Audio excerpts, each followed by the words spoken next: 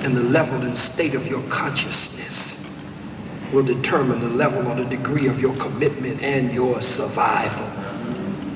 And as the student leader on campus, we invited the Honorable Minister Louis Farrakhan, the keynote speaker for what was called African Festival during so-called Black History Month. I say so-called Black History Month because whites in America have given us 1 month out of the year to celebrate and observe Black history, which is an infinite history.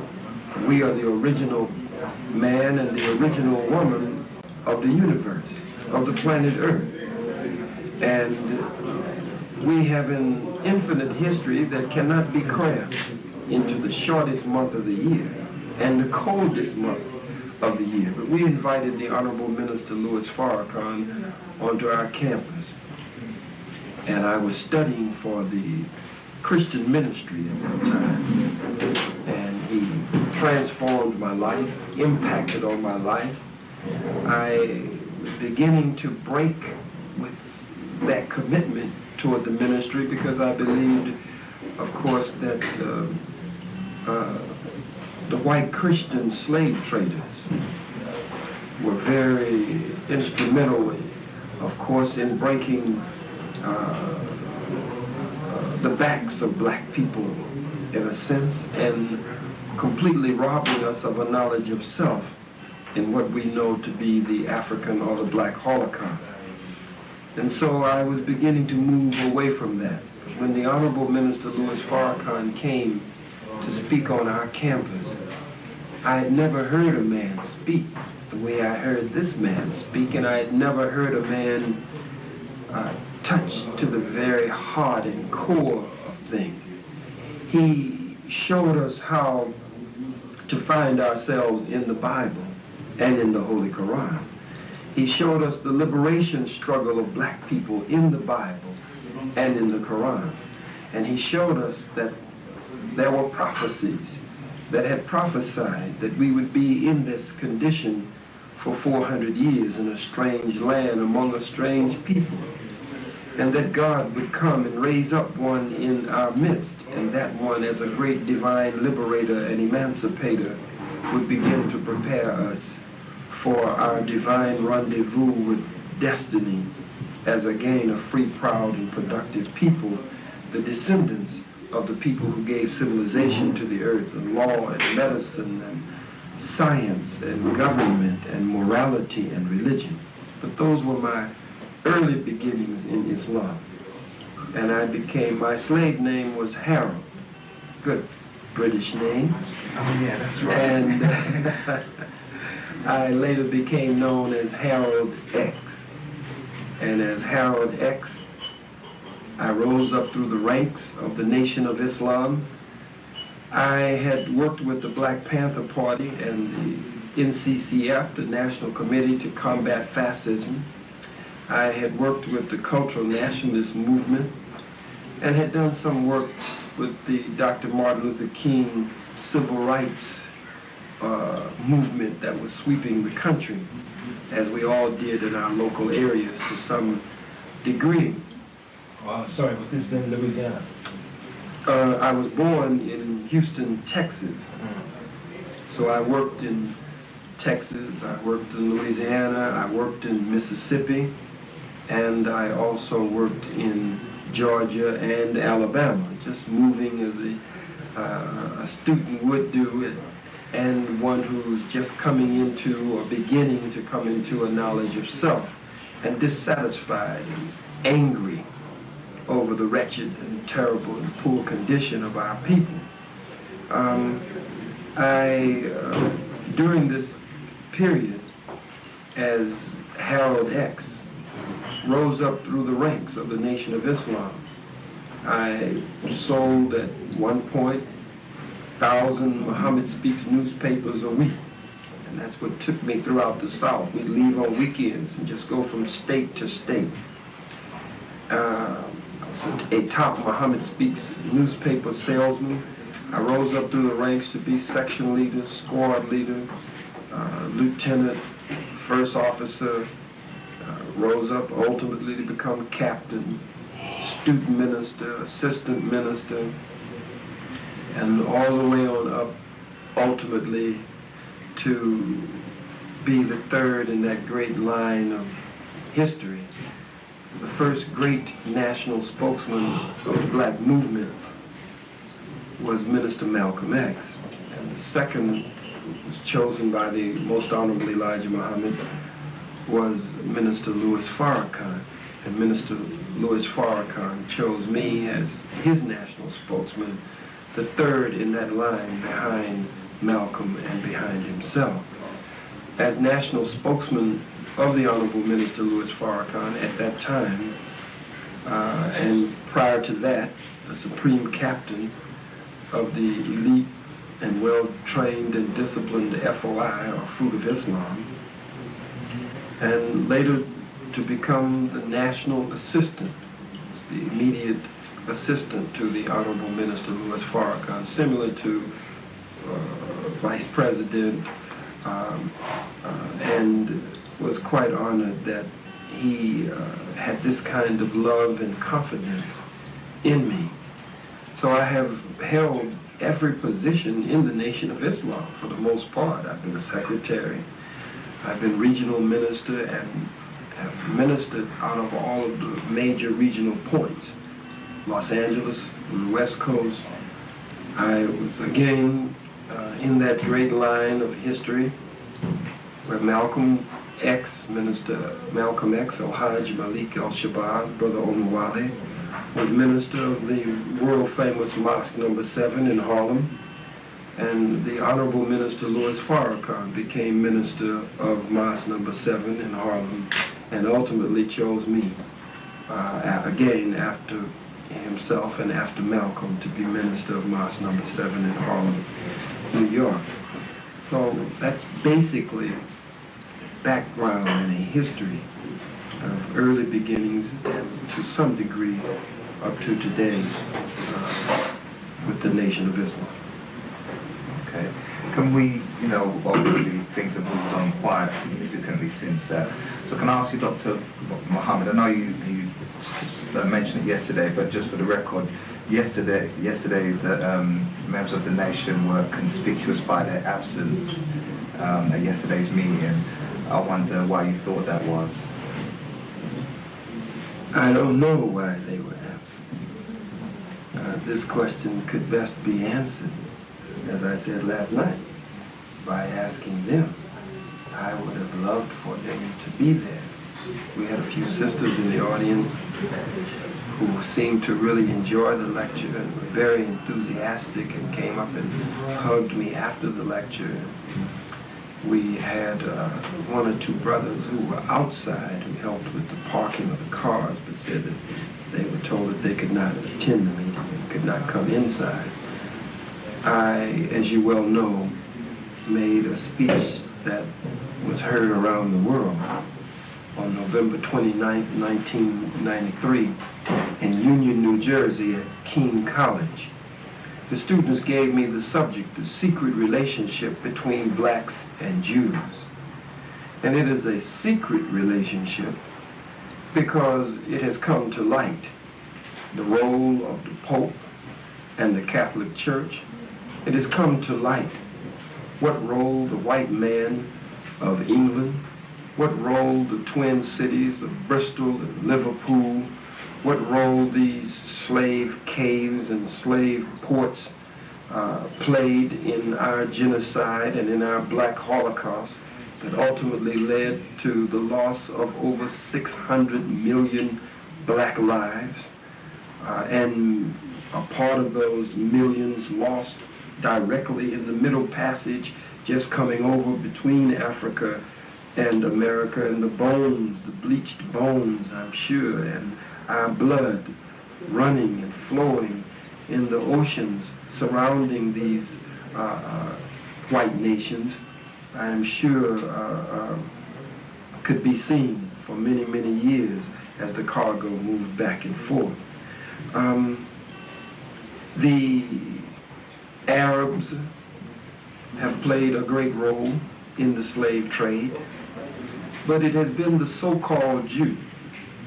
I call him a so-called Jew because he's not the true Jew, the true Hebrew, the true Jew, the true chosen people of God, represented by the original black man and black woman, the diaspora African who can be found in the hills of North America, and many found right here in the so-called UK and throughout Europe and the Caribbean. We are the chosen people of God who fulfill the Bible prophecies and scriptures. But a Johnny-come-lately people who just crawled out of the caves and hills of Europe, and Ashkenazi so-called Jew, imposters who are perpetrating a fraud before the world, have attempted to fit themselves into the scriptures and the prophecy and to steal our birthright. And I spoke very hard against them that day at Keene College because there was a group of them outside of the university auditorium chanting, "Death to Farrakhan, death to Farrakhan. Who do we want? Farrakhan. How do we want him? We want him dead." And as they would, this chant was going on in different sections throughout the country. In fact, we had run a group of so-called Jews of the Jewish Defense League, the JDL, away from the Los Angeles Convention Center. I organized some men, and we went out and confronted them in the streets and actually spanked them and drove them away from the convention center. We were there, we weren't bothering anyone. We were there with thousands of our own people, close to 15, 20,000 of our own people. We don't go to any of their meetings and disrupt their meetings. And we don't paint swastikas on their synagogues or desecrate the graves of their people, even though we could paint the swastika. It's our symbol. We didn't call it a swastika, but it's an Adinkra symbol from West Africa, and it comes from our culture, and it has now, a spin has been put on it, a twist. It has been perverted, as the white man perverts everything. It has been perverted. So it is our symbol that has been taken from us and misused. But we, knowing the offensive nature, we have not sought to do that in interfering with these people, but for them to come to our meetings and to be disruptive and disrespectful. We went out and actually drove them, ran them down the streets in front of the convention center. But that day at Keene College, I was speaking, and that night at the convention center, the Honorable Minister Louis Farrakhan was speaking, so I was free to go outside as the former Supreme Captain of the Fruit of Islam, and with the respect of the men, organized a serious posse and went out to take care of that business. But at Keene College, I was speaking. So I waged war with the microphone. I waged war from the rostrum, from the podium, and I took no prisoners. In the hip-hop culture, in the rap culture, in America, they call me the truth terrorist, the knowledge gangster, the black history hitman, the lie killer, urban guerrilla, the revolutionary roughneck. So, based on these names and titles and this reputation, I'm sure to some degree there must be some truth to it, at least. We could not tolerate this. If you call for the death of my spiritual father and my leader and teacher, the Honorable Minister Louis Farrakhan, then you have to expect some consequences, some severe, some serious consequences. I'm not especially a violent man, but I'm not especially a non-violent man. I believe in peace when possible, or peace if possible. Peace if possible, but violence when necessary. I believe that you should rise to the occasion.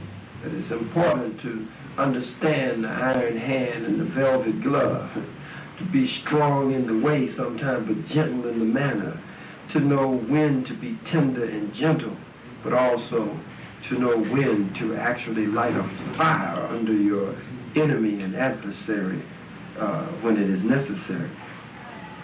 That day, you have probably heard that the statements that went out before the world, that I evaluated our condition in South Africa. This is leading up to the elections in South Africa, the election of Nelson Mandela. And I said that I don't agree with a multiracial government in South Africa. I don't believe in one man, one vote. I don't believe the white man has any vote in South Africa. After he has murdered millions throughout the African continent and in South Africa and here in the UK, in the Caribbean, in the hells of North America, millions of our men, black men, women, children, and black babies. He deserves no vote. When the so-called Jews ultimately were able to organize among themselves against the crimes and atrocities of the other devil, like themselves, Adolf Hitler, they set up, and the Nazis, they set up what was called the Nuremberg trials. And in the Nuremberg trials, they tried Germans as war criminals for war crimes. They didn't wholesale forgive everybody. This is madness. But for Nelson Mandela to have no trials, there are no war criminals, there are no war crimes. We just blanketly forgive everyone. No intelligent nation, no intelligent people on the face of the planet Earth can understand why we have not had our quote-unquote Nuremberg trials or our trials of the war criminals who have committed and perpetrated these heinous and most terrible crimes against us. In fact, the most terrible that have ever been recorded in the annals of time and history. So I said I didn't agree with a man spending 27 years in prison and then he comes out and becomes the president, unless there's a script behind the scenes and somebody had a master white plan and the strings are being pulled by a hidden white hand. And I went on to say that Nelson Mandela was considered a revolutionary as long as he was locked up. And white people were afraid that South Africa was about to erupt, go up in flames. And so they devised a plan to buy some time. Mandela became the symbolic president, and now he's buck dancing and skinning, grinning and scratching, has turned into a Tom and a sellout in South Africa, just a coconut in South Africa. Or what we call in America an Oreo, black on the outside, white on the inside. Coconut, brown on the outside, white on the inside. He has abandoned Sister Winnie, who is a true revolutionary, and whom we have great love and respect for, who was putting those neckties around the enemies and the stool pigeons and rats and agent provocateurs and snitches' necks and lighting them with gasoline in them and setting them on fire and executing them, actually. I said in South Africa that we should give the white man a period of time to get out of South Africa. Be merciful. Don't just kill them off. Give them a period of time to leave. By sundown, nothing to I'll get to the timetable in a minute. And the British should go back to Britain, or the English back to England, and the French back to France, and the Oppenheimers, the De Beers, the Rockefellers, the Rothschilds, and others, and how Barclay and Lloyds of London and these other international gangsters and rogues have waxed rich from slave labor and raping and robbing Africa of its human and natural and material resources. I said we should send that, the American white men back home, all of them, the Dutch, the Boers, back where they came from. Give them 24 hours to get out of town by sundown. I said if they didn't get out of town, we'd kill everything white that ain't right that's in sight. We kill the men, we kill the women, we kill the children, we kill the babies. I went on to say, well, why would we kill the women? Kill the women because they're the military manufacturing center. And every 9 months, They lay down on their backs and reinforcements roll out from between their legs. Shut down the military manufacturing center that provides soldiers for the army and oppressors of our people. They said, why kill the babies? I said, kill the white babies in South Africa because one day they're going to grow up to oppress our babies. This is a thing that moves from generation to generation. And they have killed our men, our women, our children, our elders, and our babies. So what is good for them is certainly good for us because it is a position of self-defense. They had no business coming into South Africa. It was an act of unprovoked war on an African nation, on a black nation. I said, we kill them all. Kill the faggots. Kill the lesbians. Kill if they're blind, crippled, crater, go all. Don't spare none of them. I went on to say that after we kill them all, go to the goddamn graveyard and dig up the goddamn grave and kill them a goddamn again.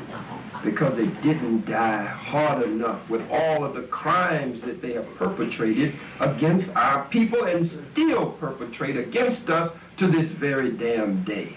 I said, if you don't have the energy to dig them up, then just go and shoot in the goddamn grave and kill them a damn again. Kill them again and again and over again until we are our souls are satisfied, until we are healed, until it is therapy for us. I said that there is healing in the killing, that there is medicine in their murder because of what they have done to us.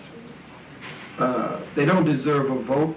There's no one in their right mind who would say and agree that if someone comes to your home and bum rushes your home and black boot stomps your door down or breaks into your home, an invader, an intruder, breaks in and rapes everyone in the household, robs the household, then enslaves everybody, colonizes everybody in the household, takes all of your wealth and parlays it into an empire for themselves.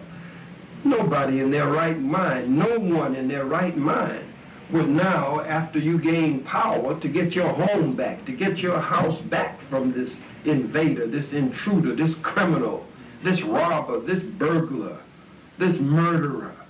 Now they've killed your grandmother, your great-grandmother, your grandfather, your uncle, your aunt, your cousin, this one, that one, and all of a sudden you're going to forgive them and say, well, now that I have my home back, we'll be fair.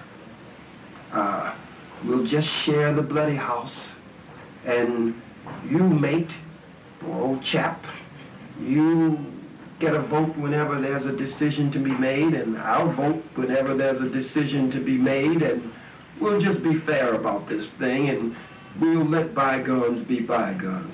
Only a fool would let an invader, an intruder, a criminal come into their home under those conditions, and then turn around and share the house with them the way we're doing in South Africa. This is ridiculous. So for Mandela not to hold any Nuremberg trials, quote unquote, we would call ours whatever we would call ours, and for him to just forgive and forget means to me that we have not matured as a people. And I expressed that the Catholic Church and the Pope had a strong hand in the slave trade. It's a secret relationship because the Jews have hidden their hands, the so-called Jews. They lie to the world. They pretend they are the victims. And that's why it is called a secret relationship. I went further to say that we should raise up the Pope's dress and see what's hidden under that dress. Well, I wasn't dealing with a matter of sexuality. We all know the homosexuality of the Catholic Church. That's no secret. But that's not what I was speaking about. It was a metaphor. I was talking about lifting up the skirts of the garment to show the shame of the Pope, show the shame of the Catholic Church, and how in the name of God, in the name of the Father, the Son, and the Holy Ghost, they murdered black men, women, children, and babies and took divine human beings, the very people of God's choice, and put us in shackles and chains and slave ships and made us build a white world of oppression against ourselves for them. They went on to point out in the media that I said that the so-called Jews were the bloodsuckers of the black nation. And I went on to point out how they sucked the blood of the black nation. There were many, many points. I said the Jews control the Federal Reserve System in America, the banking system. They control radio, television, newspapers, and many of the publishing houses. They control the college and university and entrance examinations and have a strong hand in the so-called academic system. And now they have a bell curve or some other foolishness where they say black people are inferior to whites. Can you imagine robbing a people of their names, their language, their religion, their culture, their God, their folkways, their mores, their norms, and robbing us of the very power of our own being, and then turn around and give me a test? After you rob me completely of a knowledge of self, then you give me an examination and say, you see there, you guys don't score as high as we do. Or you're going to have a race and you break both of my legs and then you shoot the starter's pistol and you wonder why you don't really wonder, but you want the world to wonder why you finished first when you broke my leg and then called a race. These were points, and I went on to defend my teacher, the Honorable Minister Louis Farrakhan at King College, the President of the United States, the Vice President of the United States. The United States Senate in a special session voted 97-0 against me, and they had, in the 80s, voted against my teacher in the Senate. And for the first time in the history of the world, the full Congress of the United Snakes of America, the House of Representatives in a special session passed House Resolution 343, condemning me. The first time it had condemned a private party within the United States of America. The Anti-Defamation League, which is an international spy organization, the ADL, the B'nai B'rith, the Jewish Defense League, Jewish Defense Organization, many other Jew organizations, many of the Negro, not black, not African, but many of the Negro civil rights organizations spoke out against me. Jesse Jackson, Kwesi Mfume, Ben Chavis, and many others came out during this time. After this speech, it took a turn. Ultimately, my spiritual father suspended me from National Assistant Minister and Representative, but did not suspend me from the organization. I was still, quote-unquote, a member of the Nation of Islam in good standing with all rights and privileges, and I am still a member of the Nation of Islam, quote-unquote, with all rights and privileges, though it seems to get a little cloudy and confused now. There are those who say that the nation is changing direction. I am not sure of that, but some believe that this is the source of whatever trouble that is brewing at this point. I cannot answer those questions. Those are questions that I will have to ask behind closed doors of my spiritual father, the Honorable Minister Louis Farrakhan, so that we all can have greater and better clarity. Thank you. I'm sorry, brother. Can I come to a natural language? One more last question. Okay, one question. Basically, there's a lot of people who agree with the statements that you make about the nature of our relationship with white people and Jews. But sometimes some people object to your language. I mean, how would you respond to that? I believe some of the statements that King Khalid, Loxley, and I believe with all of my heart that the white man is the devil. I believe I can prove it in Bible, prophecy, scripture, the Torah, Old Testament, New Testament, the Quran. I believe I can go to West Africa to the Ifa Odu text and find it in Yoruba. I believe I can find it among the Dogons, the Twa. I believe I can study and go into the sacred texts of ancient Kemet, or so-called Egypt, and find proof of this, and just from the history of the white man, his bloody history that is written in blood, and in the volumes of books in his own libraries, I believe that the proof is there, conclusive proof, and none of us can deny the undeniable and indisputable and irrefutable proof that is stacked against him, again, since his history is written in blood. I'm one of the Holocaust survivors, one of the Holocaust victims, but I'm a freedom fighter. I'm a revolutionary, and I consider myself a righteous man of God. And when you are a victim of constant and day-to-day, to this very date, genocide and oppression and white supremacy and rabid racism and violence on every level, then it means that you fight in every way that you can by any means necessary. It is my job as a revolutionary.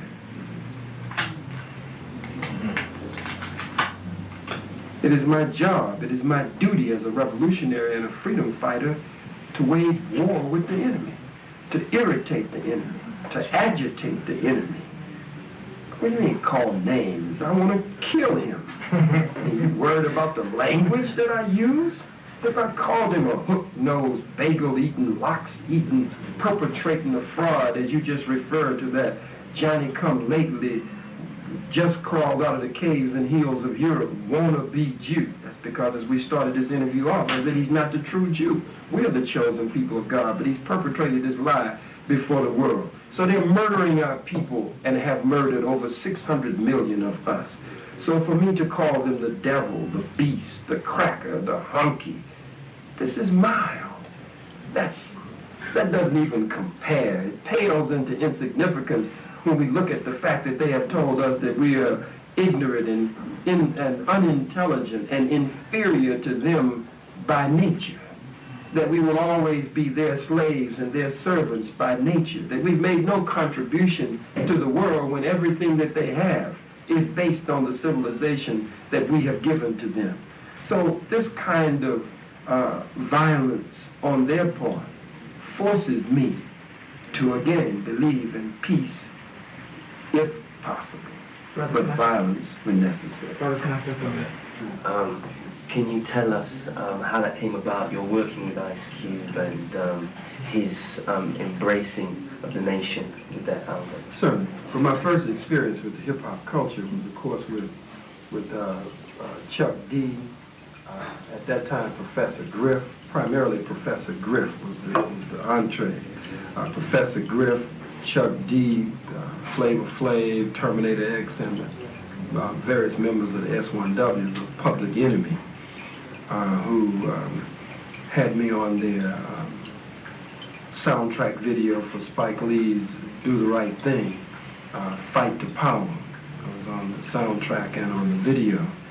And on Night of the Living Basshead, the voice that you heard after Flavor Flav did She Watched Channel Zero, was the voice that you heard that said, have you forgot that when we were brought here, we were robbed of our names, robbed of our language. We lost our religion, our culture, our God, and many of us, by the way we act, we even lost our mind. And Chuck D come, there he is. Don't care. Then with Brother Ice Cube, we had been trying to meet each other, but as God and the ancestors would have it, he started getting my tapes, as my tapes are beginning to circulate quite a bit. And he got a copy of my tape, The Goddamn White Man. I made this lecture in Los Angeles. I was meeting with a group of Crips and Bloods from street gang organizations at that time who have begun now to form and form ways toward unity, and beginning to take off the blue and the red and wear black. And as I have said to them many times, understand that our common enemy doesn't wear just blue or red, but our common enemy wears white. even when he's butt naked. And I was meeting with this group of Crips, big group of Crips in Compton, and Bloods were there because we had brought them into the territory, those who weren't supposed to be there and the like, and we were ready to speak. So they had given me this big introduction and this big build-up, and I came up with my white shirt on and my bow tie, and I'm thinking that, you know, the Crips and the Bloods are saying, yo, man, you know, who is this, you know?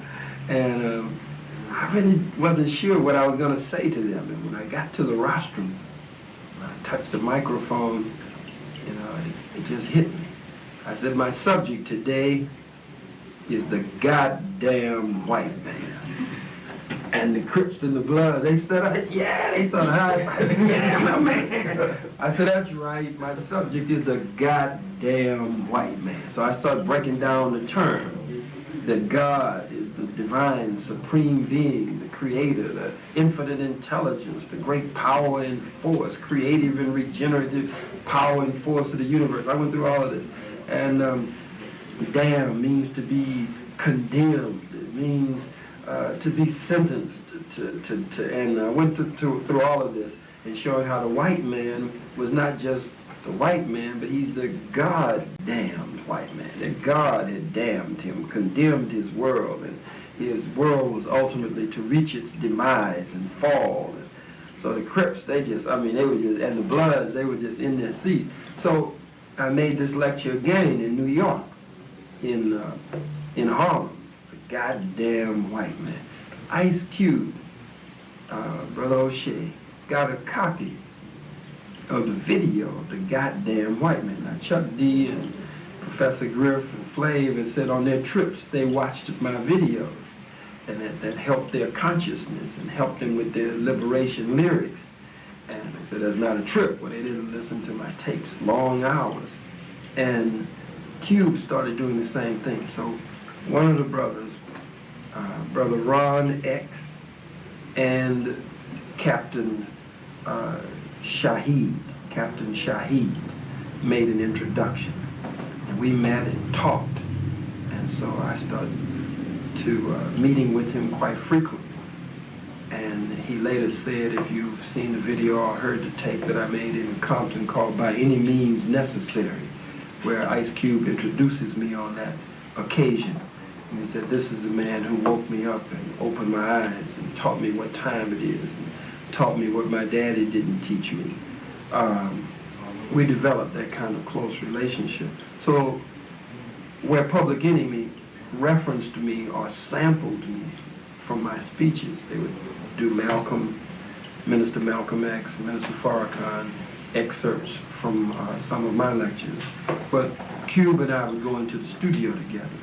So when it came time to do death certificate, then I wrote death for death certificate and actually wrote death and rebirth on side 1 and side 2. Of course, it went platinum plus, and after death certificate was lethal injection, which went platinum plus. I did White Cave Bitch on platinum, on the platinum plus lethal injection. However, word, you know, give me a black goddess sister, I can't resist her. No stringy hairs, blonde hair, blue-eyed, pale skin, buttermilk complexion, recessive, depressive, something. Yeah. Straight down. 6 o'clock, no frills, no thrills, ironing board backside.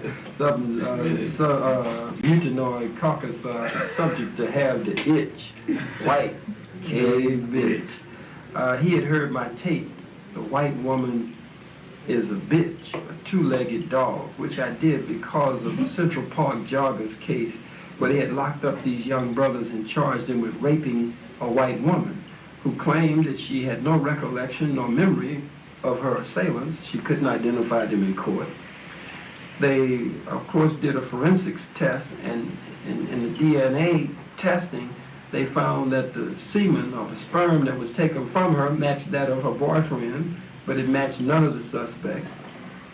But ultimately, they were railroaded off to prison, young brothers in their teens. And they lifted her up and made her such a pure white woman, such a good white woman. And they played her up in the media so much until I attacked the image that they were using of her. Because I say that many times the white man will use the white woman, and she's a major weapon in his arsenal. So it's important sometimes to hit that major weapon and knock it out as a freedom fighter in order to give an advantage to our people. So that was when I made the tape that led to ultimately White Cave Bitch. So Ice Cube said that he loved what he was hearing from my spiritual father, the Honorable and leader, the Honorable Minister Louis Farrakhan. But there was something about the way I spoke the language that touched him and helped him to see the Honorable Minister Louis Farrakhan in a brighter light and in a greater light, the way Minister Malcolm X and Minister Farrakhan could always represent the Honorable Elijah Muhammad in a brighter light and cause others to come to him. So he said, I'm going to lead the people to Minister Khalid Muhammad because I know that he will point them to the Honorable Minister Louis Farrakhan. That's how the relationship started. Then I was on the video True to the Game. And on the True to the Game video, this dealt with all the sellouts and handkerchief heads and white woman chasers. And you see Cube, throw it out on him with his gat and tie him up and put him in the trunk, and dropping him off somewhere. And at the end of True to the Game, you see me as the teacher, they all tied up, tape, they can't do anything but listen, and the teacher is teaching them a knowledge of self. And on the recent video of Ice Cube and Scarface, out of Houston, Texas, that's where I grew up, and Scarface is there in Houston. They just did the recent video where they say, I'm down, I put my gat in your mouth and make you vomit. I'm down with Khalid Abdul Muhammad. Something about if he wants a brother and not a other, I'm with him or something. Then Shaquille O'Neal and Def Jeff on Shack Attacker, one of them referenced me, dropping bombs like Khalid Muhammad. And the new group that's rocking and shaking them up, Refugee, Fuji. Sister Lauren references me, and I got inner vision like Stevie Wonder, something else, and D like Khalid Muhammad, MCs make me vomit, I come controversial, freaky with no rehearsal, contraire, mon frère, don't even go there. She was over just a couple of days ago. Oh, is that right? Yeah. He said, you can't get with this sweet like liquor, real thing, it's like sipping liquor.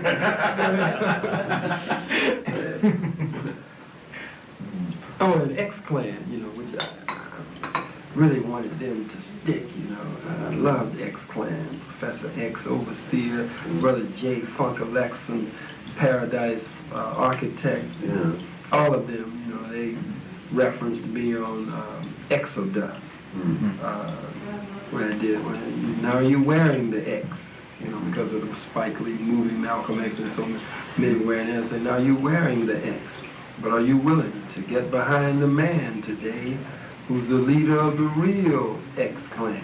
And the leader of the real X-Clan is the Honorable Minister Louis Farrakhan.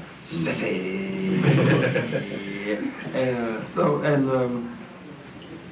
Cam, very close to Cam, very close to Shorty and the Lynch Mob, very close to Brother Paris, and very close to Brother Dougie Fresh, and the Wu-Tang Clan, and Brand Nubian, and many others. But I want to sit with Snoop Dogg, Suge Knight, Dr. Dre.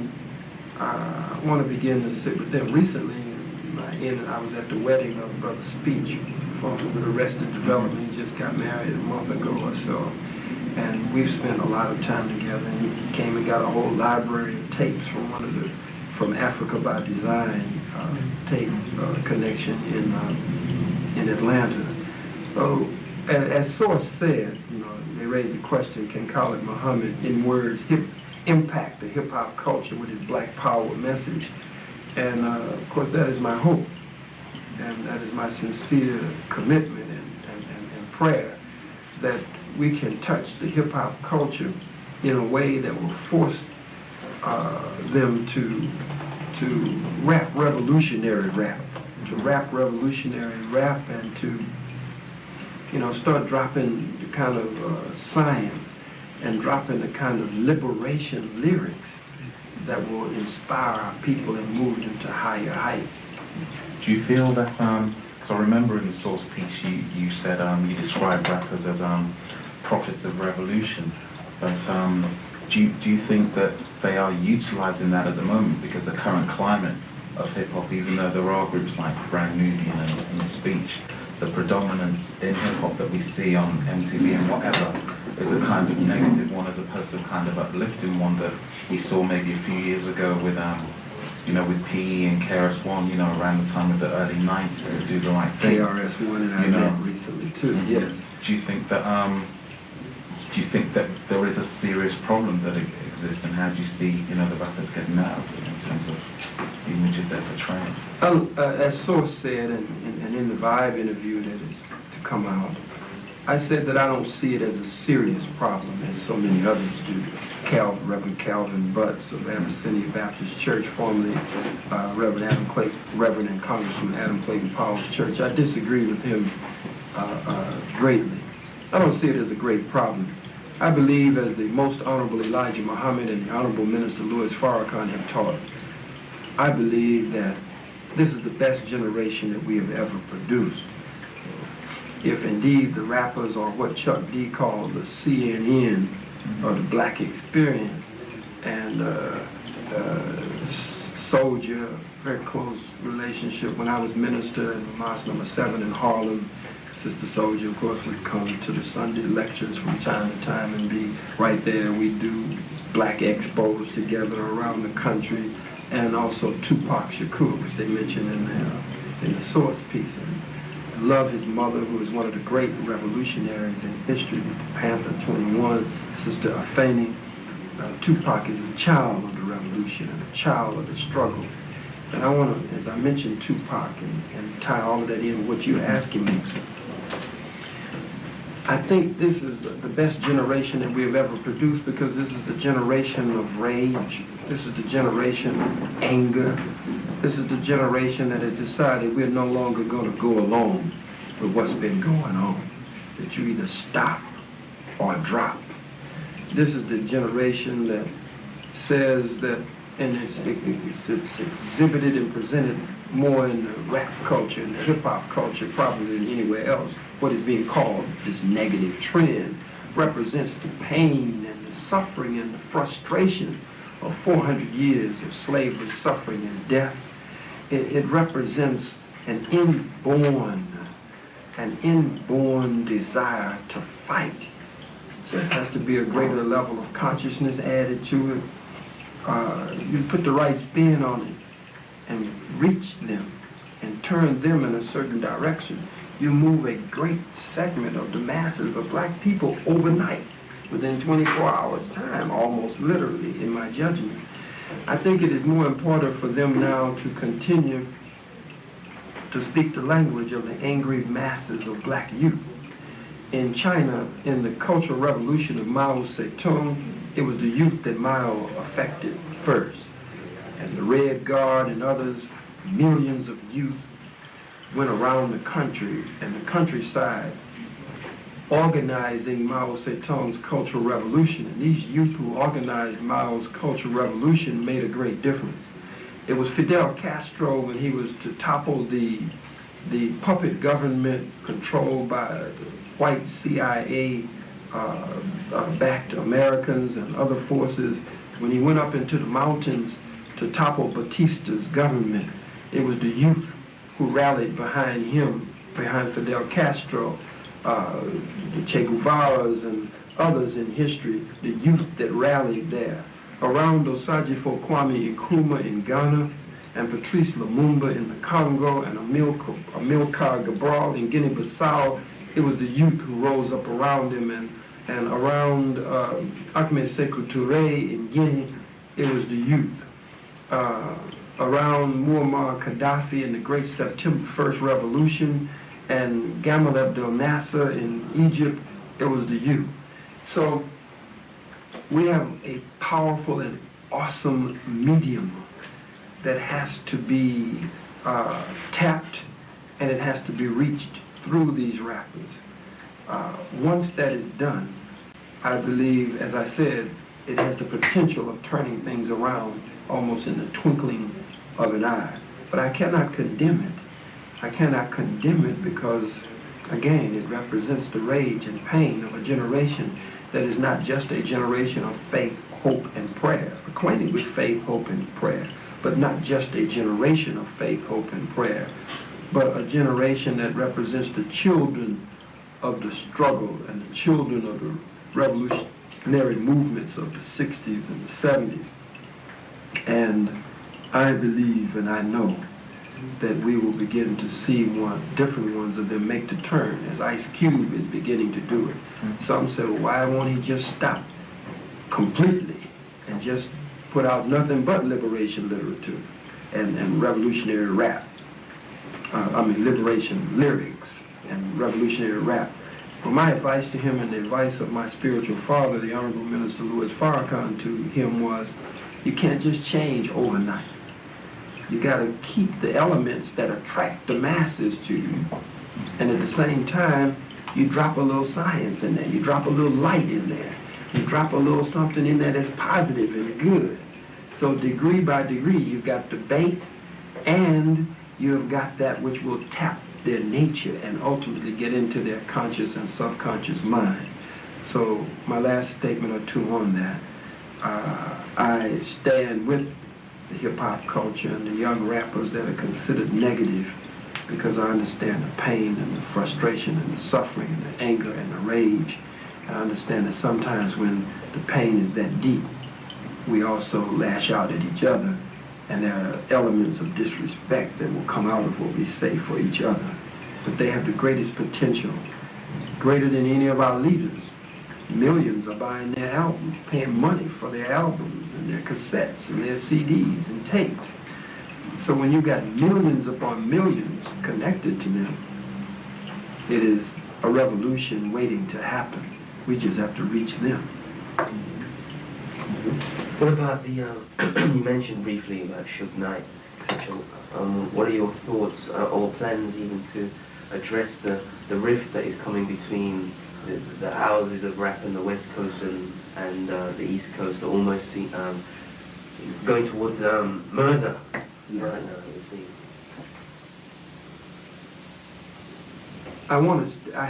Since I have so much respect among them, they see me as hardcore, they see me as uncompromising, they see me as deaf to the enemy and the oppressor. And they know that I love them. You know, they know that I've taken an would-be assassin, several would-be assassins' bullets, shot in both legs, and several others almost killed all around me. They know that I don't give the enemy any quarter to surrender. I'm not for surrender. You know, I'm not kill them all, crush them. And that being the case, since they're so hard, and I come from both coasts.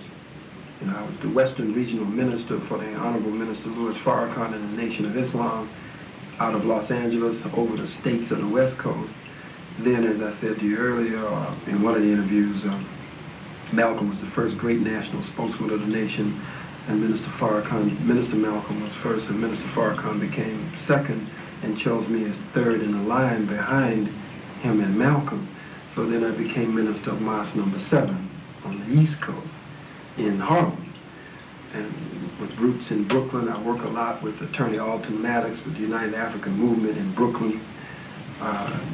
Dr. Malik Zul Shabazz there out of Howard University in D.C. on the East Coast. With the strong ties and work and connection that I've done on the East Coast and West Coast, I'm of both of the worlds. And as we have been effective, I believe, and I must say so as humbly as it can be said, whatever little influence we have had with so-called gang members, Crips and Bloods, whatever rivers of blood between them, whatever way we have been able to affect that, even if it's to a small degree, I think we will have some significant say and impact on this rift between East Coast and West Coast. It's really foolish. The real enemy is the cracker behind the scenes.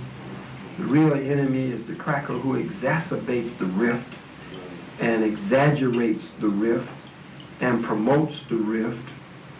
The real enemy will promote any lyrics that deal with killing each other. But if we were talking about busting on crackers, I loved Ice Cube's not only Lethal Injection, but the one, where the crackers stopped the car, the police stopped the car and they're eating donuts, the brothers eating donuts in the back. I loved it. I absolutely loved it. Where we actually killed, we killed some crackers, I mean, I feel we're supposed to be able to kill some crackers in our lyrics and in our movies. If we said something about it, if we get angry about this thing that exacerbates the East Coast, West Coast tension in music and in movies, the devil, the white man says, well, after all, it's just music. After all, it's just a movie. So suddenly we ought to be able to kill some white folks in the movie. After all, it's just a movie. And put it in our lyrics. After all, it's just music. But they know that it goes deeper than that. I'm going to step to Tupac. I saw his mother recently do Kwanzaa observance and Kwanzaa celebration in Atlanta. And I'm going to step to him. He was very pleased. I heard that I supported him so much during the time that he was locked down. And I'm going to step to Suge Knight and step to Snoop. I wanted to try to get out there to make Snoop's trial. Dr. Dre on the West Coast, Mike Conception, and some others. And to the key forces that I live in New York. So brothers that I see, in some cases almost every day, whenever I'm in New York, step to them also. As we said to the Crips and Bloods, the real enemy does not wear red nor blue, but the real enemy wears white, even when he's naked. So in truth and reality, the real enemy is not East Coast nor West Coast in terms of some silly rap, but the real enemy, again, is the devil or the white man who is manipulating this from behind the scenes.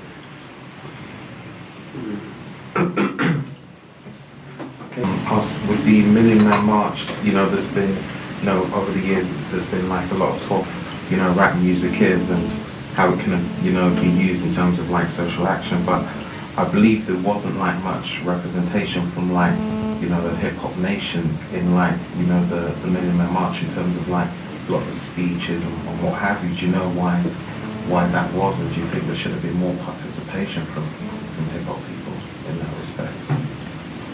Well, I did wonder about that.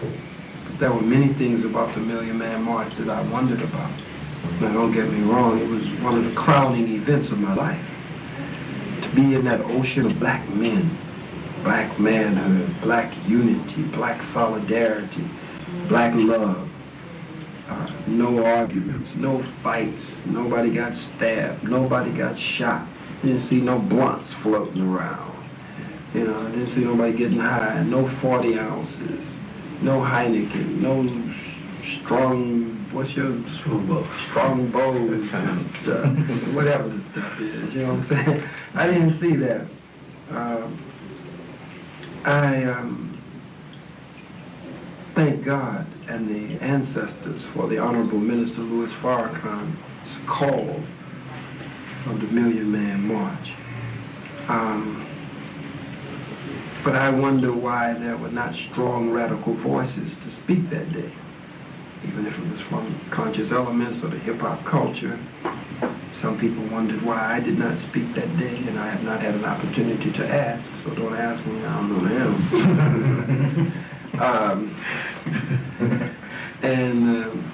Were you there? Oh, absolutely, I was there. I mean, I was. It was an event that was bigger than me. Okay. I wasn't near the podium. I was, in truth and reality, hurt. I didn't understand the flavor that day, but it was such an awesome, overwhelming event of history until I felt it was bigger than me, bigger than any conscious member of the hip-hop culture or who didn't speak or any other radical or revolutionary. It was mostly preachers and civil rights leaders and voices that were accepted and acceptable to mainstream white America. Again, not one radical voice rang out. I thought it was a bit of ironic that the event itself was overall not acceptable, that whole kind of mass movement of black men, yet the people who were speaking were kind of acceptable. So like you said, it seemed very strange, the whole, gathering like that. Yes. But I think the good outweighs the bad. The good outweighs the bad, but everything has, in hindsight, those points that we could, give a sincere and careful and sensitive critique to, or critique of. But I really, in truth and reality, cannot give a good answer as to why they were not permitted to speak that day. I have some thoughts and speculation that's not good for print media right now. That sort of brings me into a sort of question that's sort of more personal to me, is that, as a member, yourself being a member of an organization whereby your opinions have landed you into trouble, how can you advocate people to join organizations, yet at the same time be committed to their convictions and everything they believe in personally? Well, it's the natural course of events. It's a part of the natural course of events. It's a part of the natural pattern and rhythm of life. I mean, mother is a dictator, a divine dictator. Daddy is a divine dictator, mother and father. God is a divine dictator. But still there is room for choice, disagreement, personal preference. I certainly advise joining an organization. Anything that we do has its positives and negatives. Anything that we do will have its conflicts, will have its successes and setbacks. Again, that's just the dynamic of life. That's the nature of things. We cannot organize because organizing means some inherent remaining a slave, remaining oppressed, remaining groveling at the feet of our enemy and oppressor and begging him to do for us what we could stand up and unite and do for ourselves is much worse, in my judgment. So it is Minister Farrakhan's prerogative to discipline me. I became his minister, his spokesman, his representative, his national assistant. And any organization you join, I'm sure you will find that dynamic working. So, again, our condition and our disunity is much worse than not organized. You have a young son, also called Farrakhan. Yeah. I just wanted to know, you're hearing a lot of rap records and what have you. Do you ever sense of what he listens to? Does he listen to a lot of rap, or are you in particular what you allow him to listen to? Well, he spends a lot of time with me, but generally he's with his mother on the West Coast. His mother and I are divorced. But I let him listen to anything he wants to listen to. I believe that he has to be well-rounded and well-grounded. And I want him to know everything and know how to temper this and temper that and balance this with that. So he listens to everything. So I mean, there isn't anything he's listened to that you're concerned that he's got that he's checking out, or you're kind of, do you have like talks with him like if he's checking out the latest Mobb Deep album? Do you sit down and actually talk about the music with him? We do. Or he'll ask me. He's just deep. He's deep. I have a son named Kalfani, Omar, and then I have some spiritual sons, Mali, Amir, Ali's spiritual daughter named Khalid. But I presently don't have a family situation or family setting, so I mean I developed this core nuclear family and extended family everywhere I go. Have you got any future plans to do any more work with other rappers at all? Well, I never really planned any of these. They just kind of happened, I didn't know that Sister Lauren was going to reference me on Fuji's current pieces. I was in prison when Public Enemy came out with Fight the Power and the earlier piece that we mentioned. They took an excerpt from one of my speeches. But I actually went in the studio with Q. Okay, you said you were in prison, did you say? Right. For when was this?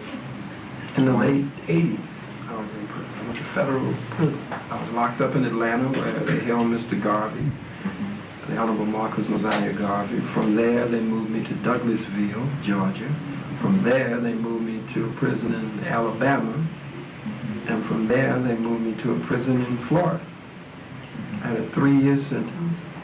I originally was supposed to do 5 years. I've never paid taxes, and I will never pay taxes. You don't tax a slave.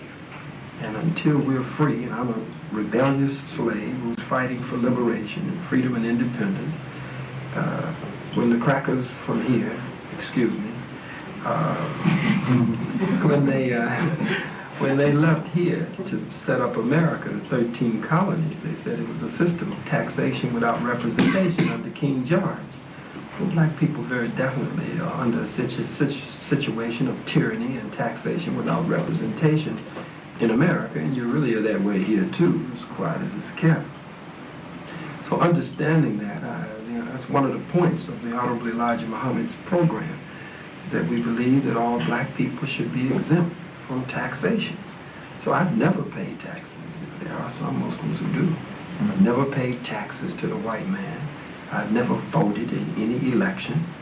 I've never seen any candidates to vote for. And even in this election, we got Dole and Buchanan in America, and Clinton, and Forbes, and Graham, Satan, Satan, the devil, Lucifer, and Beelzebub. And either one we vote for, we're going to still end up catching hell. So there's no need to vote for them. I didn't vote when Jesse Jackson ran. Because to me, Jesse Jackson is the same as Nelson Mandela. Both of them are sellouts. Both of them are Toms. They sell out the legitimate aspirations of our people for freedom and independence. They believe more in integration and more in being accepted by the enemy and the oppressor. That's very important to them, and that's dangerous to the liberation and salvation of the black nation. So I was in prison. I was buying a large tract of land in an area called the Lithonia Estates right outside of Atlanta, Georgia. And of course, I've never paid taxes, so the broker who was preparing my package put together false tax returns from the previous year and the previous year. The package had to be tight. I had the money, but I couldn't qualify on paper. And so then they tried to give me the 5 years for never paying taxes and all of that. And so I ultimately went to prison. They played it up every day on TV. They didn't even talk too much about the case. They played some of my strongest speeches. Where we talked, one of my speeches, War is Coming in This Country, and where we talked about how we would deal with the FBI and the police inside of America and what we consider the police state and power stations and what we would do with the gas stations or service stations on the corners and another subject for another time. But they played those excerpts every day to poison the jury pool before the jury selection, and they played them every day. Then they wouldn't give me bail. There was no bond set. Later, they snatched the bond after the verdict and said that this man is a threat. Now get this, like you have the MI5s here, how they said this man is a threat to the FBI because on this tape, and they played the tape in open court, this is a threat against FBI agents and police. So now it's silly to say that the FBI had any need for fear, but that he's a threat against the FBI, so we can't let him out and any witnesses that are in this case. So that was in the late 80s. I was arrested in Atlanta, convicted out of the Richard Russell Federal Building, and incarcerated in those institutes, federal and county institutions that I mentioned. Was there any black people in the jury? I think one or two elders went through a little fight, scared to death.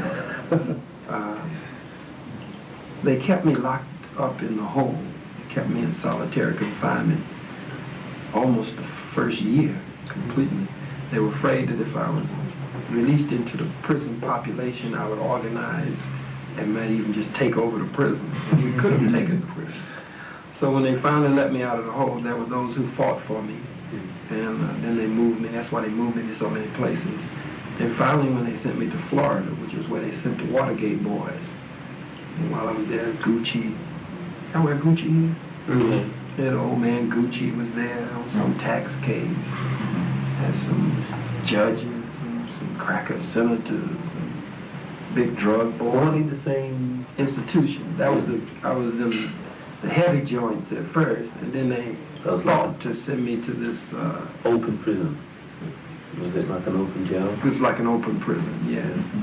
And then I was able to organize close to 85 or 90% of all of the blacks in the prisons. The hardcore, all of them with me.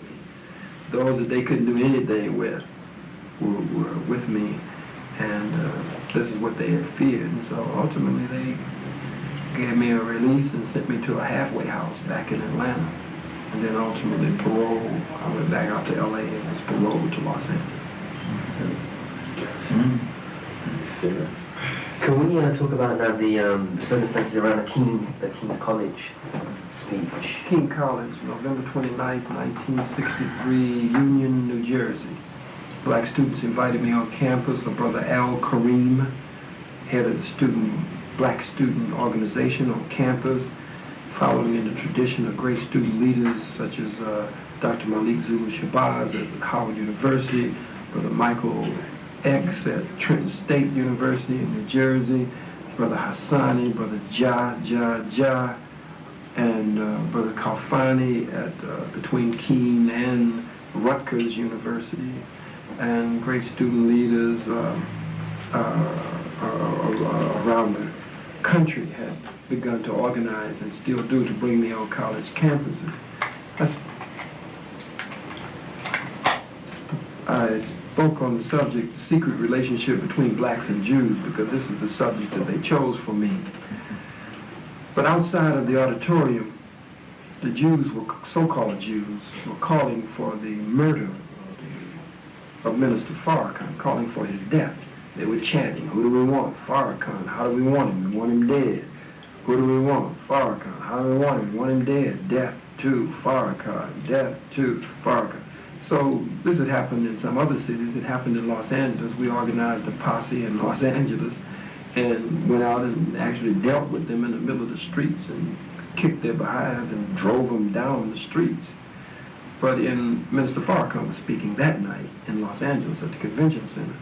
But at Keene College in Union, New Jersey, I was speaking, so I didn't have the opportunity to organize and go outside and directly confront them. I went out earlier to check security and try to reason with some of the so-called Jew professors and others who were outside to tell them to come inside and debate me.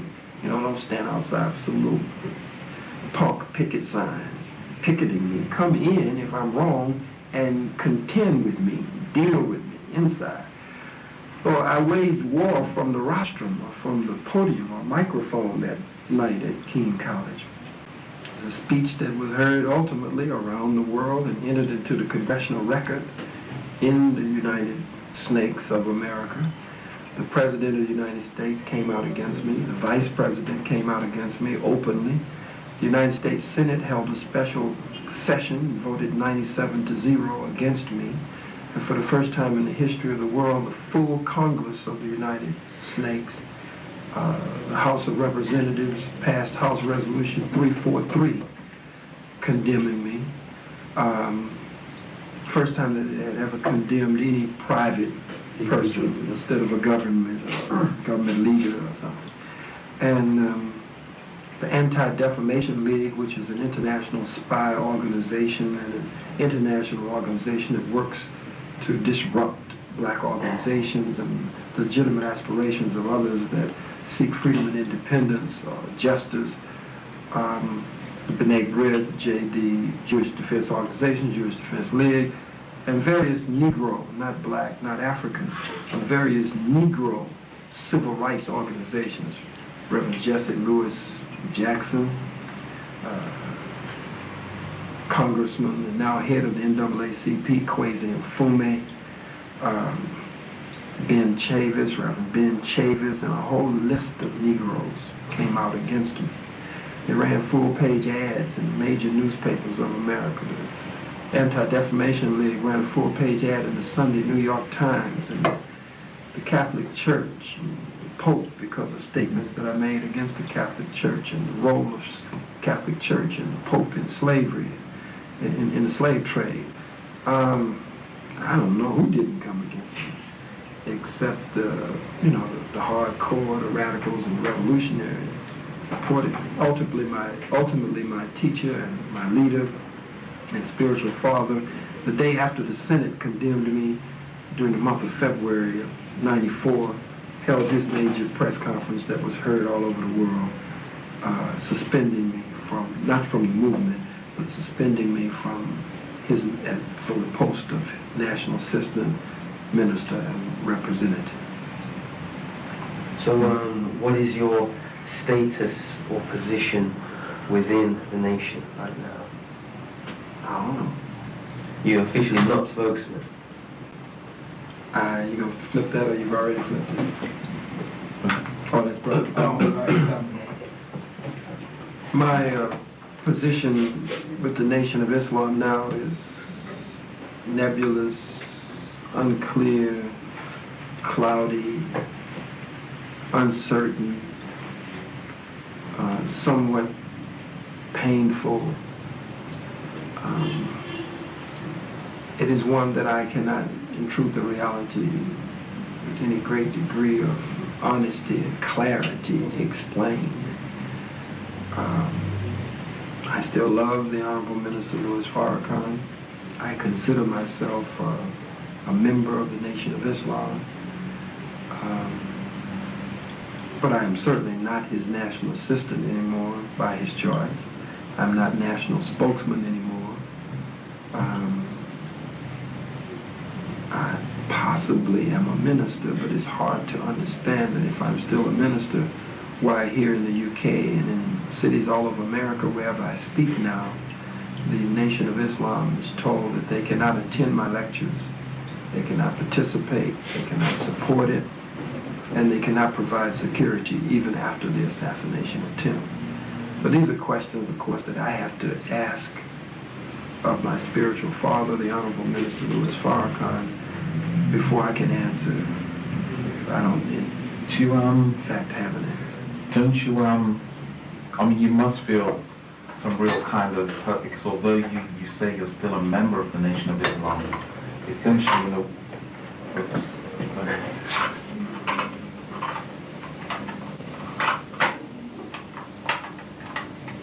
although you are, you say you're still a member of the Nation of Islam, but you've been suspended from these particular posts. Nation of Islam people are not allowed to come to your meetings when you speak. So in a sense, you've been kind of ostracized within a kind of organization in a way. How, I mean, doesn't that kind of you know, hurt you? I mean, how do you kind of feel about that? Must really, How even would though you? you're being very kind of civil. I'm not expecting you to be raging or what have you, but I would feel, you know, really hurt and let down as if, Would you you know, feel lack this? of trust. Huh? Would you feel this? Heavily, yeah. But I mean, how? I mean, have you verbally sought a meeting of reconciliation with Minister Farrakhan? For the past 3 years, I have sought a private meeting with my spiritual father and leader. And I have not gotten that private meeting yet. I don't know the real reason. I know he's a man who has a very busy schedule. I know that he is just returning from a 20-day tour, friendship tour around the world. Met with Brother Muammar al-Gaddafi of Libya, President Saddam Hussein of Iraq, and the leader of the Islamic Revolutionary Government of Iran, and the leaders in Sudan, and he's met with Abacha, head of the military government in Nigeria, and he's met with Nelson Mandela in South Africa, and he's been all over.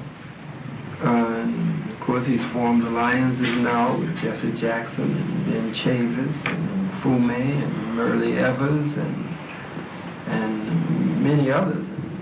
Marion Barry, the mayor of D.C. These are all people who have condemned him at one point and who have been very strong against him. Jesse Jackson went before the world consistently against him and dissed him, even though he supported Jesse in his first bid for the presidency when nobody else even believed in Jesse.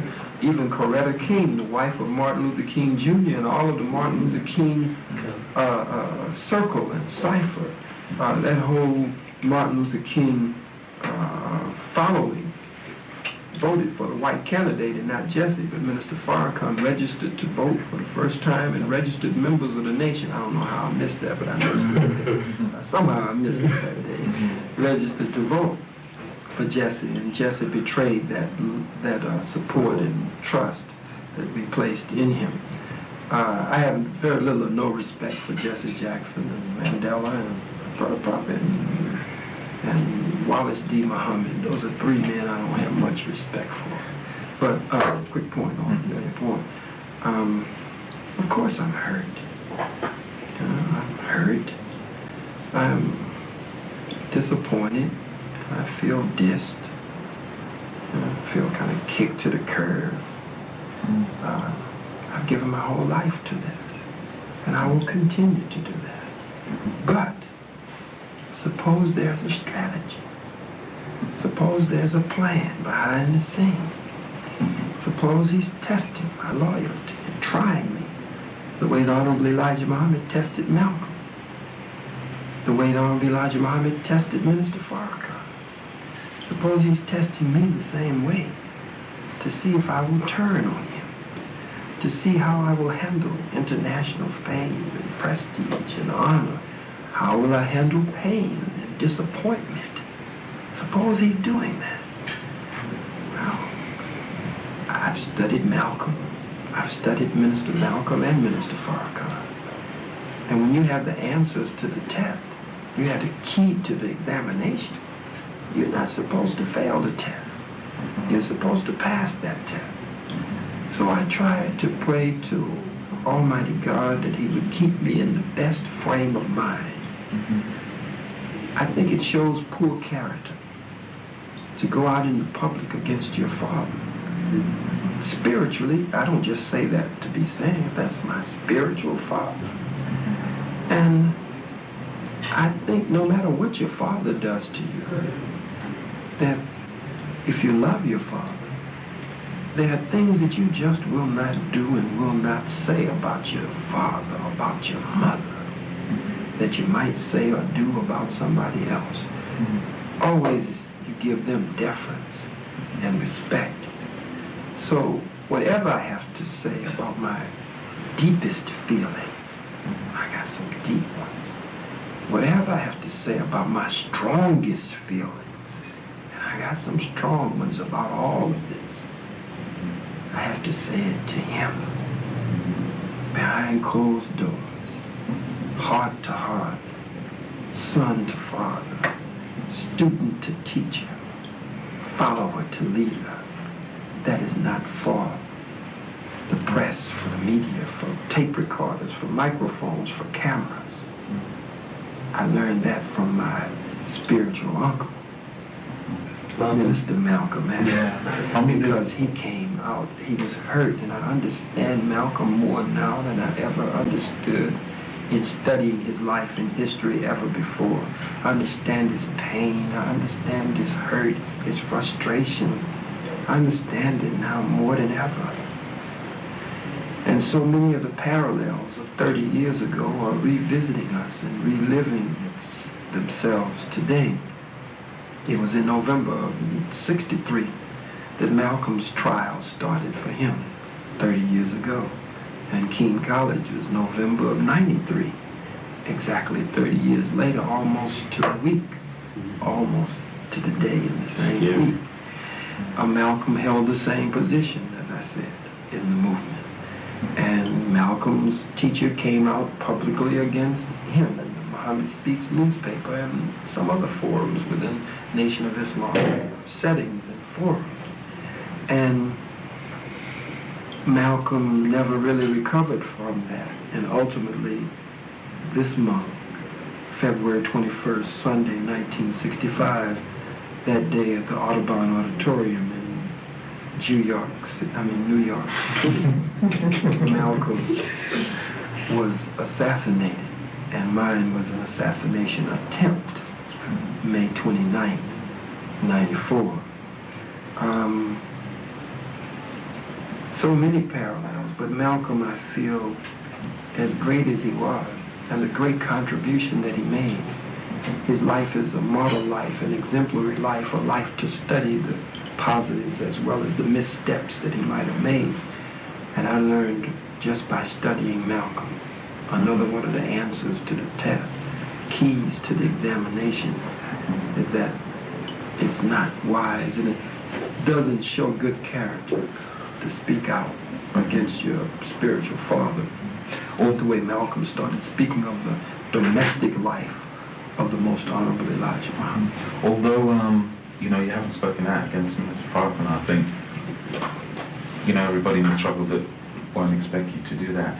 You haven't stopped speaking the way you have been, the reason, why he suspended you. You haven't detracted from that line. Correct. Now, it has been said and inferred in various articles, from black magazines and whatever, that as Farrakhan moves, like I say, more towards the mainstream, accommodating, meeting with all these leaders that civil rights leaders which you denounced, you've kind of and calling for a meeting with the Jews. Yeah, you've kind of seized on the ground which he was initially noted for.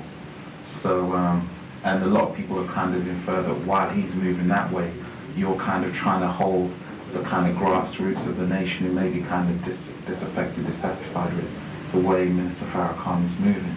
That you're, that you're kind of seizing the grassroots, so to speak. Mm-hmm. I mean, would you? Well, it's not a negative encroachment. Mm-hmm. When a son sits under a father in the father's house for so long, mm-hmm. as great a father as I have, as powerful a father as I have, the son should learn something.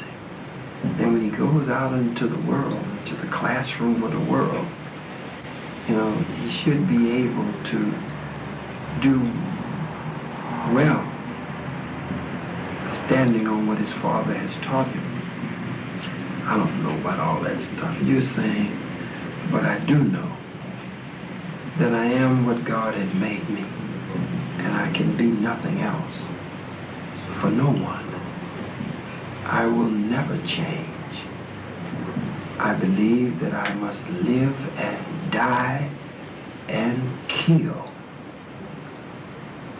for the freedom and independence of black people. I'm not going to compromise that. I'm not going to apologize for that. And I believe that I can continue to be true to myself, my coding, my nature, and not attack my father. And I believe in the short run, and in some cases in the long run, that it will actually help him.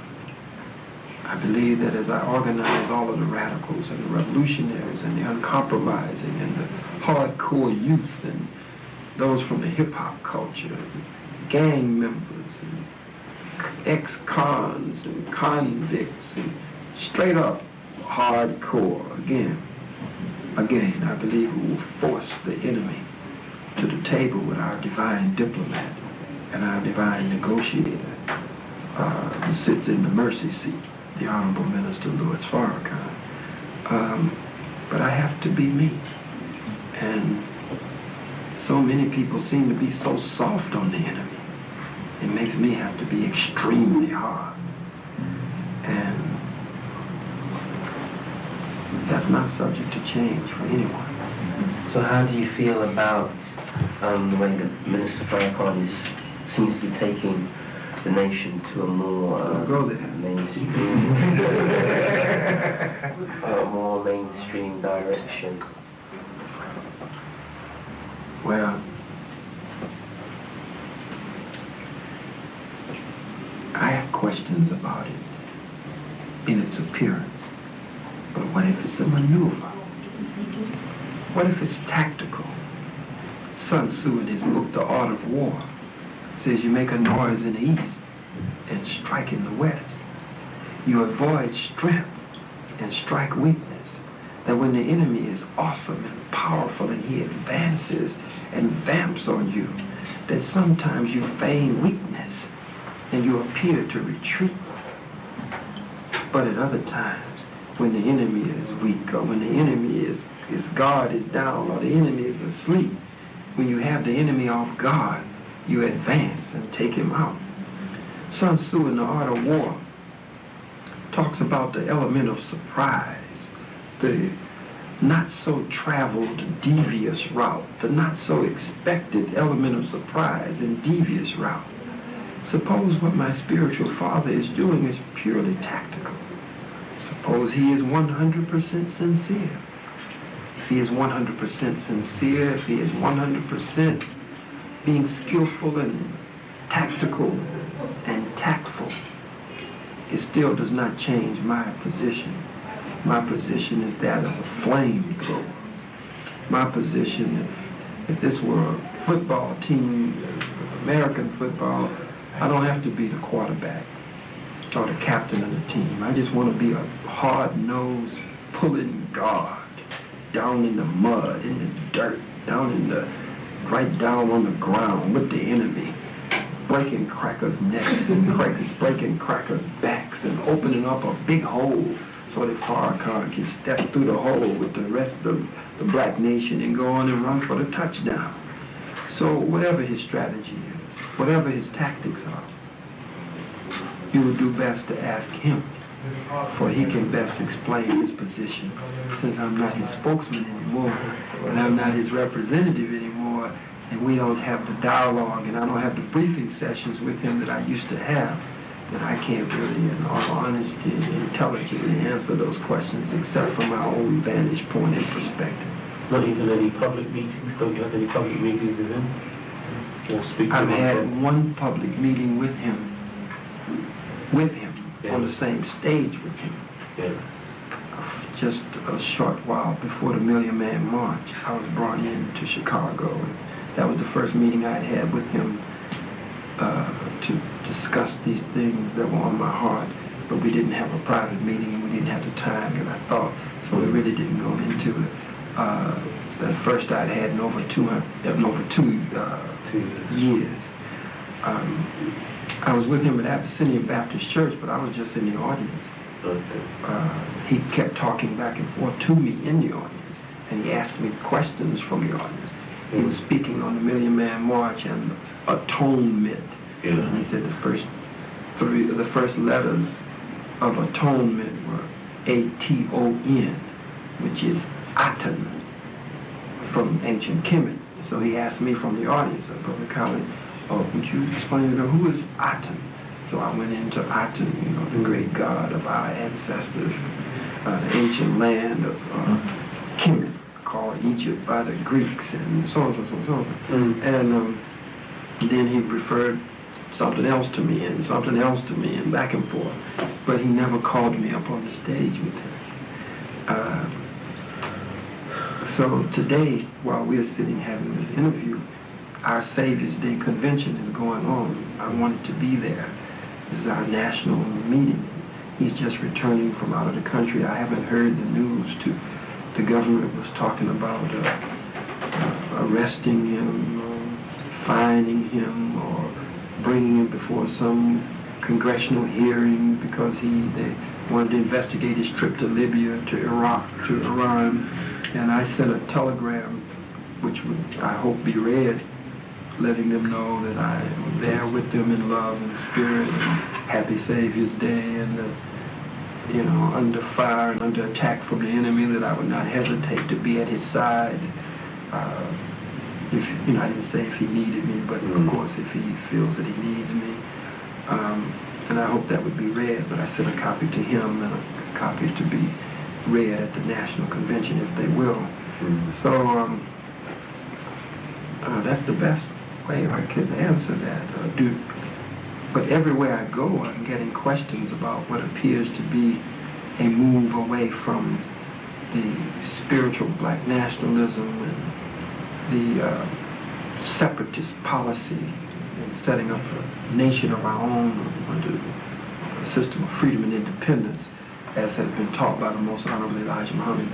More and more our people are questioning me about that, because they feel that Minister Farrakhan's speech at the Million Man March toward a more perfect union, which is out of the fabric of the American political system. His new book, A Torchlight for America, they question me about this. His violin concerts with all of the Jews and whites, they question me about this. His ecumenical meeting and gathering that was held in the National House, he's in the center of the Final Call newspaper with the integrated ecumenical group. And stood a white priest up at one of our Savior's Day conventions in Chicago, and Father Flager said that he loved Father Flager, and Father Flager was his friend.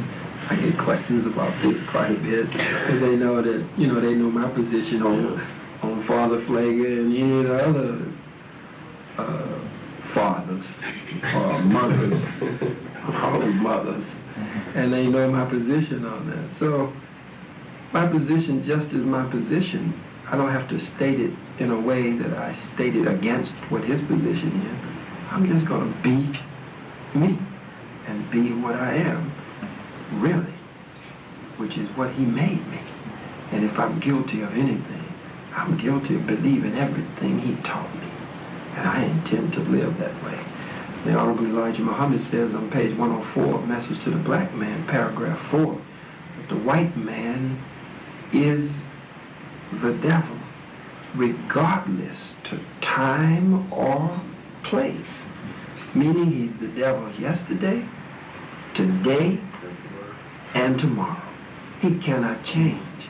You study his history in every time period, and if you find anything doing the same thing in every time period that you study it in, and it proves that that must be the nature or the coding of that thing. He may do it with a different language on a different land, but he's the same man, and he has apparently the same plan. So you can't tell me that the white man is the devil today, and he ain't the devil tomorrow. You can't act like he's not the devil today, or you want to call him by some other name. God damn it, if he's the devil and you teach me he's the devil, and I believe that he's the devil, and it becomes a part of me, and a part of the way I fight, I believe it with all of my heart. And that incidentally includes the white woman too. So she's the devil too. I have to be clear on that, because some brothers will use that door.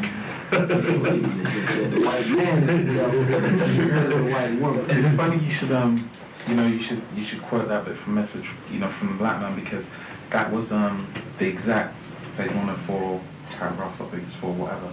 That was exactly the same paragraph that Sayyid Muhammad wrote in a letter to Minister Farrakhan just before the Million Man March, when he was like criticizing him from the point that he was making that seemingly moving more towards magazine. Yeah, from the moving towards the mainstream. That was exactly the same points he was making in the excerpt that he highlighted.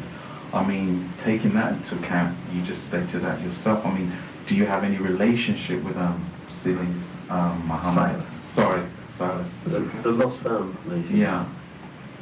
Well, as I said last night, I have affiliation with all of our leaders, and especially the radicals and the uncompromising and the revolutionaries. The Honorable Elijah Muhammad called for reparations. My spiritual great-grandfather, the Honorable Marcus Mosiah Garvey, called for reparations. So for my brother, Minister Silas Muhammad, the Honorable Silas Muhammad, to have taken reparations before The Hague and is now moving toward the United Nations with it. I have respect for that. I have respect for his. I've heard the Honorable Minister Louis Farrakhan said he had much respect for the Honorable Silas Muhammad, taking the teachings of the Most Honorable Elijah Muhammad and beginning to work as he has worked with him.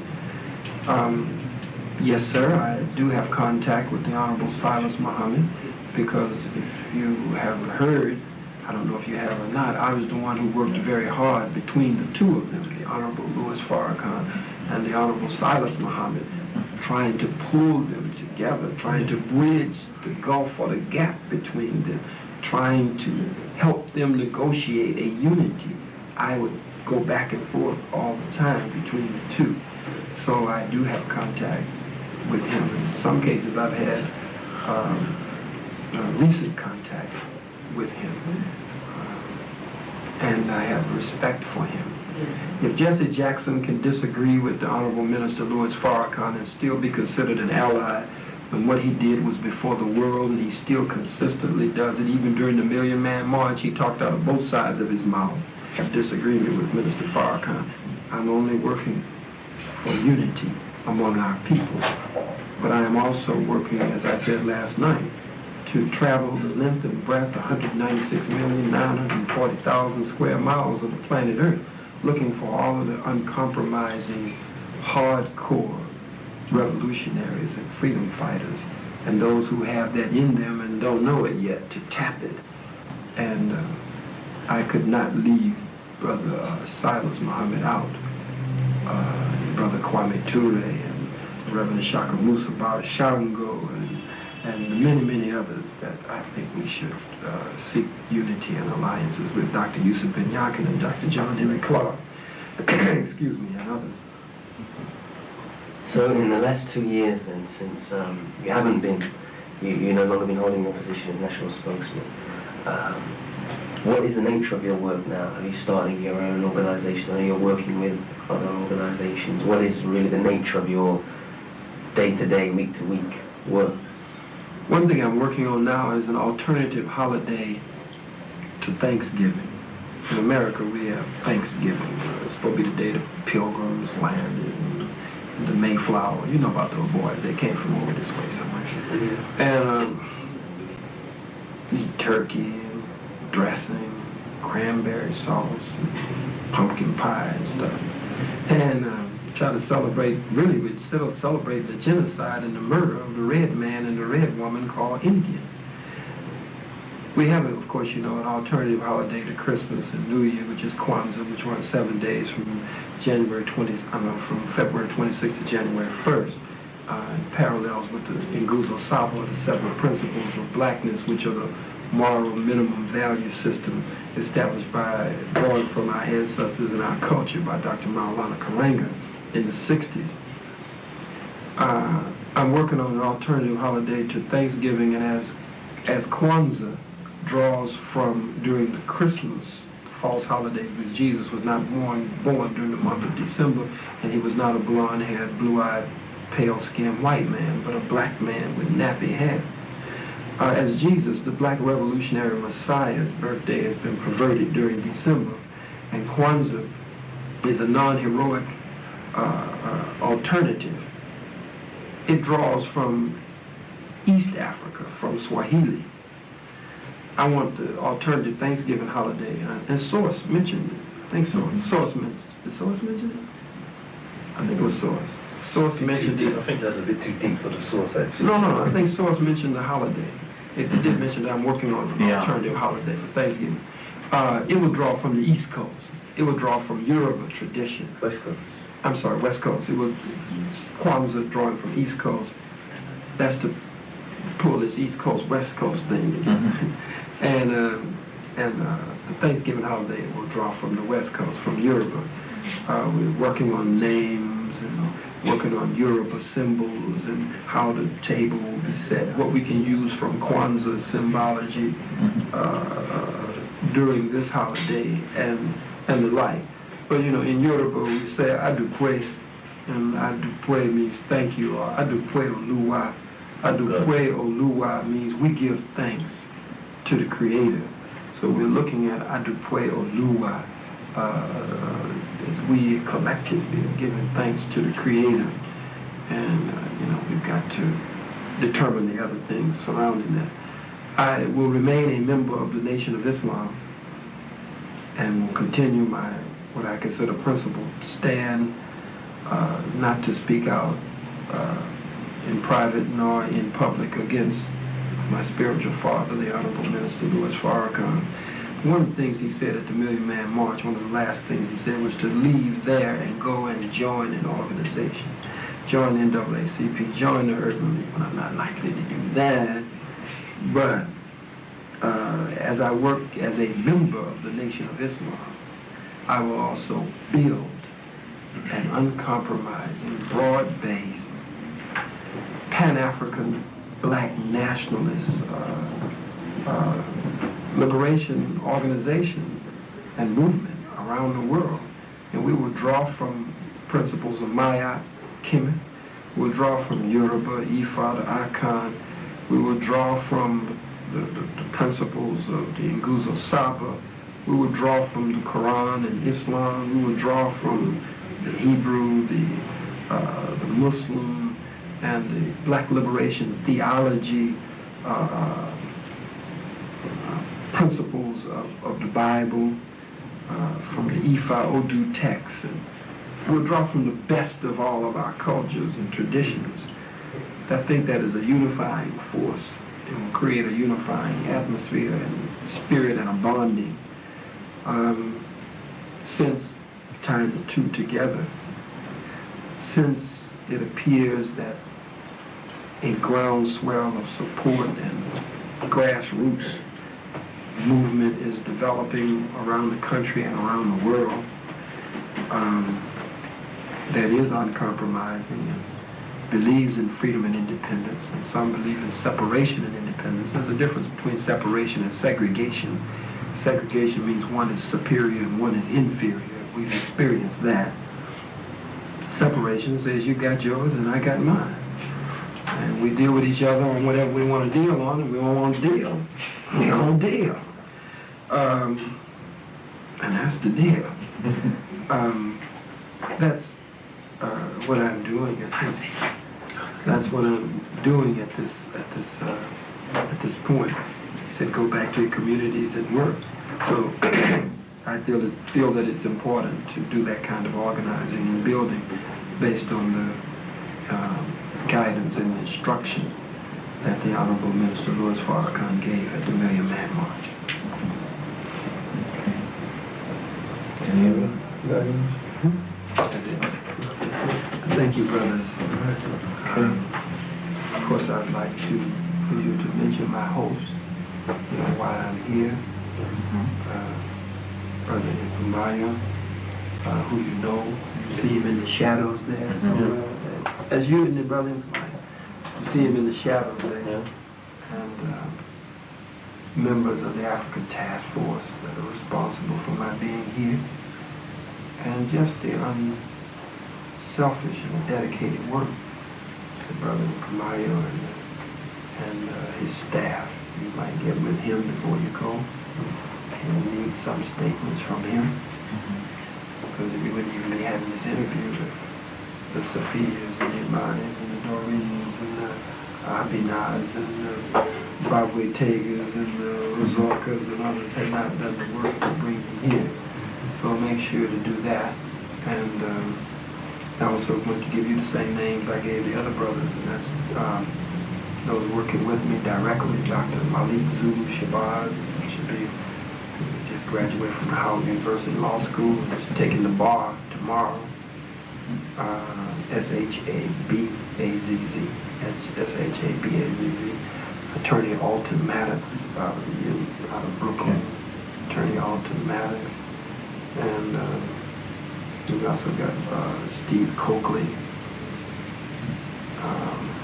Ashra Kwesi, A-S-R-A-K-E-I-S.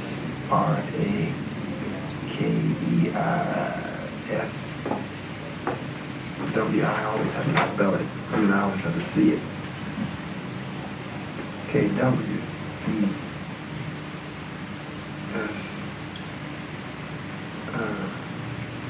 Kwesi. Yeah, Ashra Kwesi and Quanell X, Q-U-A-N-E-L-L.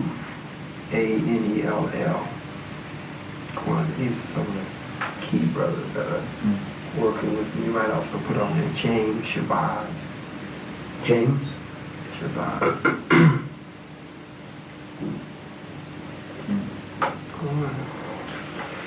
Thank you very much.